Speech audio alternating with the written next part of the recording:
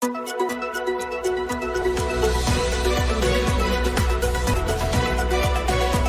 મિત્રો, હું છું એન્કર અમિતા પટેલ. આપ જોઈ રહ્યા છો મુંબઈ તરંગ ગુજરાત ન્યૂઝ. જોતા રહો ગુજરાતની તમામ અપડેટ સૌથી પહેલા મુંબઈ તરંગ ન્યૂઝ ચેનલ પર. એસીબીના ટોલ ફ્રી નંબર પર કરાયેલી ફરિયાદના આધારે એસીબીની ટીમે સુરતમાં છટકું ગોઠવી ટ્રાફિકના એએસઆઈ અને વચેટિયાને 1 લાખની લાંચ લેતા ઝડપી પાડ્યા હતા. સુરતમાં વધી રહેલા ભ્રષ્ટાચાર વચ્ચે એક એએસઆઈ સહિત 2 ને 1 લાખની લાંચ લેતા એન્ટી કરપ્શન બ્યુરોની ટીમે ઝડપી પાડ્યા છે.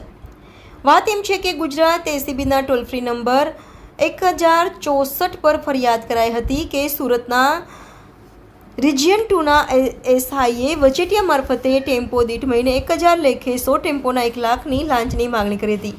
જે ફરિયાદના આધારે એસીબીએ વોચ ગોઠવી ઉધનામાંથી વચેટિયા સંજય પાટીલને 1 લાખની લાંચ લેતા ઝડપી પડ્યા બાદ એએસઆઈ વિજય ચૌધરીને કમેલા દરવાજા પાસેથી ઝડપી પાડ્યો હતો. જેને લઈ ભ્રષ્ટ પોલીસ કર્મચારીઓમાં ફફડાટ જોવા મળ્યો હતો. જી ગત રોજ એન્ટી કરપ્શન બ્યુરોના ટોલ ફ્રી નંબર 1064 ઉપર ફરિયાદીની ફરિયાદ મળેલી સુરત શહેર ટ્રાફિક પોલીસ દ્વારા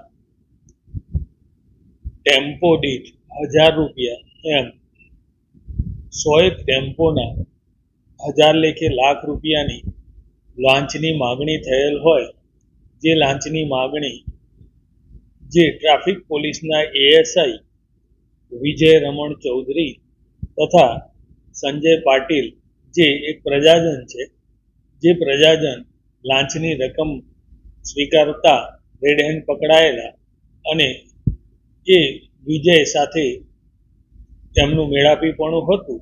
આથી ટ્રાફિક પોલીસના એએસઆઈ તથા સંજય પાટીલ બંનેનાઓની એસીબી દ્વારા અટકાયત કરવામાં આવેલી છે અને આગળની કાર્યવાહી હાથ ધરી.